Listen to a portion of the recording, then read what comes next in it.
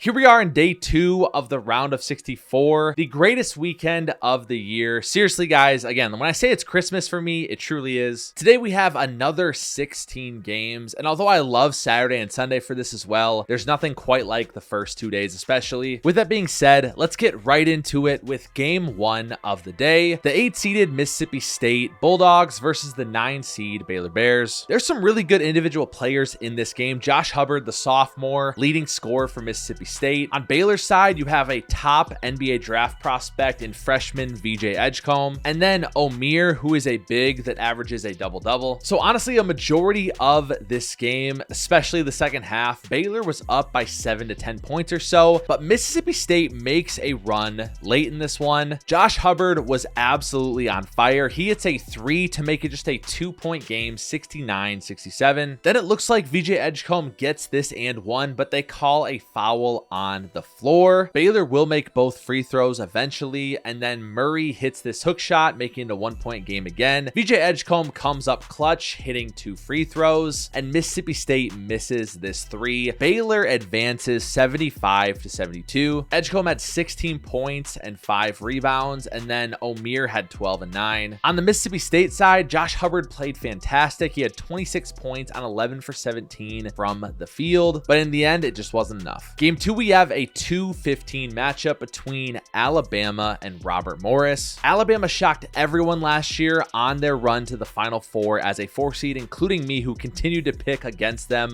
because of their defense. But in this one, Robert Morris would have them sweating early, only down 4 points at half, 40-36. Amarian Dickerson for Robert Morris was balling early with 13 points, and then Mark Sears was very slow to start this game, had just about 5 points at half. And in the second half, Alabama, every time they would continue to slowly pull away like this 56-46 lead, Robert Morris would fight right back. This alley-oop from point guard Cam Woods and leading scorer to Amarian Dickerson would make it just a 2-point game, 58-56. And it was at this point that Nate Oates decided to put Grant Nelson in the game. He was available and his knee is a little banged up. He was available to play, but clearly Nate Oates was trying to not have to. At this point, he decided he has to put him in. Amarian Dickerson's having himself a day. He gets this and one here to put Robert Morris down just 1 point, 64-63. And this bucket would give Robert Morris their first lead of the day, 65-64.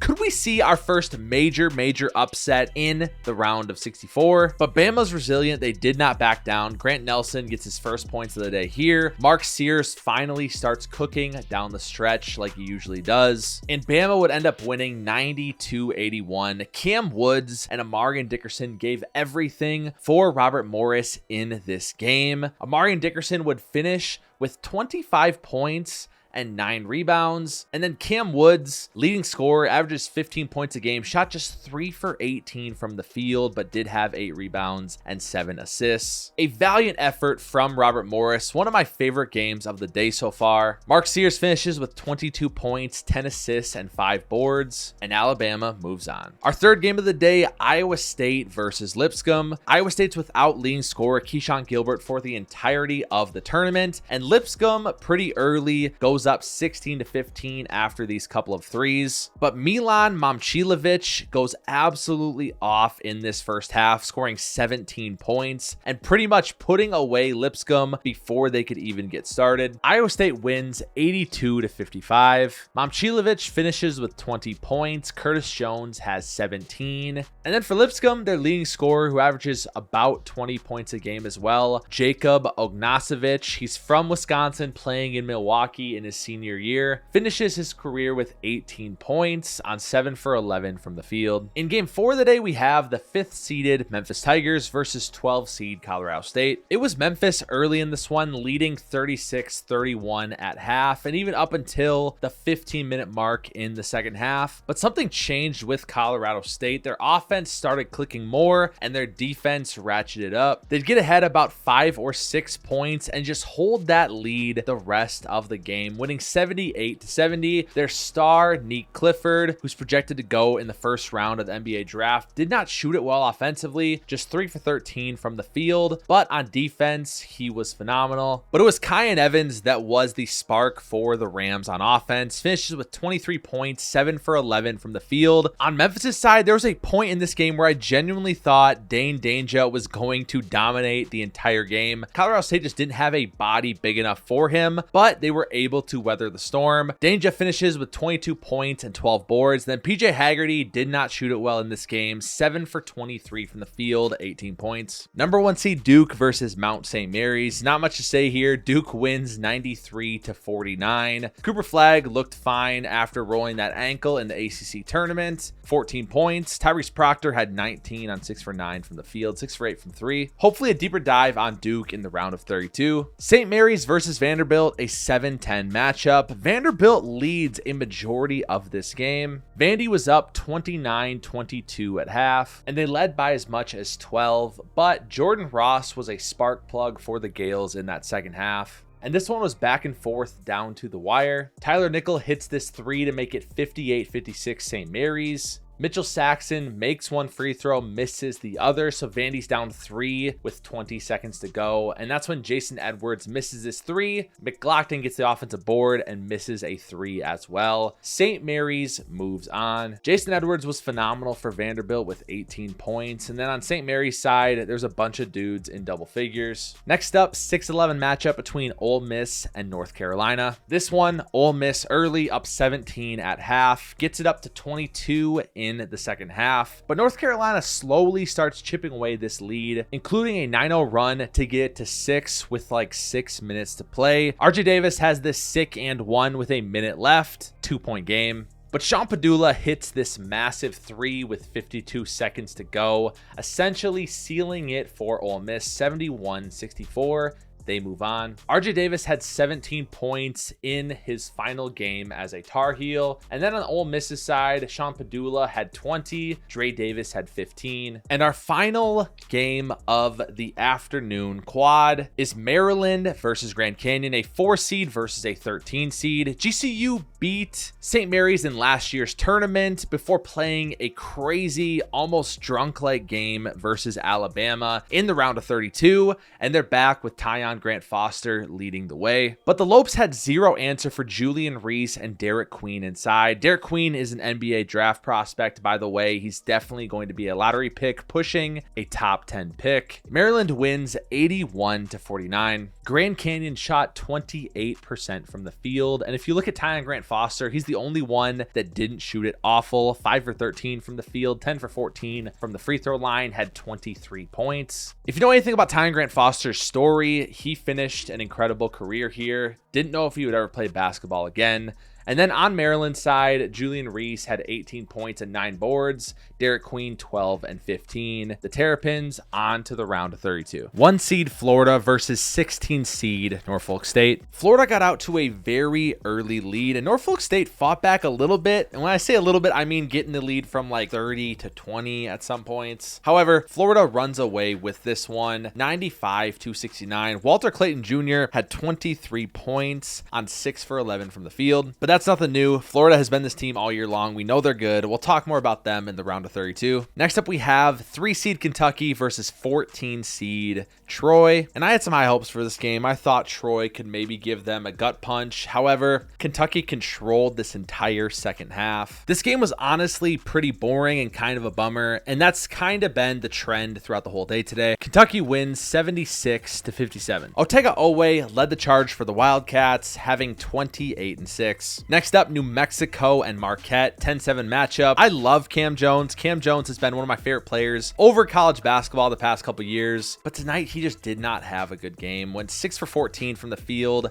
had 15 points. It was actually David Joplin who put up the biggest fight for Marquette with 28 points. However, New Mexico was just too strong in this game. At half, they were up by 3, and then in the second half, they just never really let Marquette feel like they were in position to win this game. New Mexico wins 75-66. Donovan Dent, their leading scorer, finished with 21 points, and Nelly Jr. Joseph went 7 for 10 from the field with 19. And similar to Troy, actually a lot higher hopes than I even had for Troy. I expected Akron to battle in this game, but they really didn't. They were down by 10 at half, and in the second half, Arizona outscores them 52-34. Arizona moves on 93-65. Trey Townsend, who was the leader for the Oakland Grizzlies last year with Jack Golke, had 16 points and 8 rebounds for Arizona. Jaden Bradley had 19 points. Caleb Love shot just 9 times, had 10 points. I'm recording this while the last 4 games of the day have not finished yet, and I'm telling you right now, we need a signature game for this day. We don't really have one yet. I'll be super annoyed if we don't get one. First up of the nightcap, 8 seed UConn versus 9 seed Oklahoma. This game was all tied up 54-54 with 6 minutes to go. Alex Karaban hits a big 3 with 3:40 to go to put them up 4, and then a jumper extends that lead to 6. And Karaban has another clutch play down the stretch here. Down 5, Oklahoma gets a steal, but Jalen Moore gets swatted by Alex Karaban, and that's pretty much the game. UConn wins 67-59. Huge shout out to Jeremiah Fears from Oklahoma. He had 20 points, a true freshman, currently ranked 10th on the big board right now. On UConn's side, Alex Karaban had 13 points, Solo Ball had 14. It was definitely a team effort. Liam McNeely struggled in this game, 2 for 13 from the field. Unfortunately, y'all, when I said we needed this nightcap to save the day, I meant it, and they're not going to deliver for us. Illinois versus Xavier, a 6-11 game. Illinois pretty much dominates this entire second half. Will Riley finishes with 22 points as a freshman for Illinois. They win 86-73, but I don't really even care to get into it that much because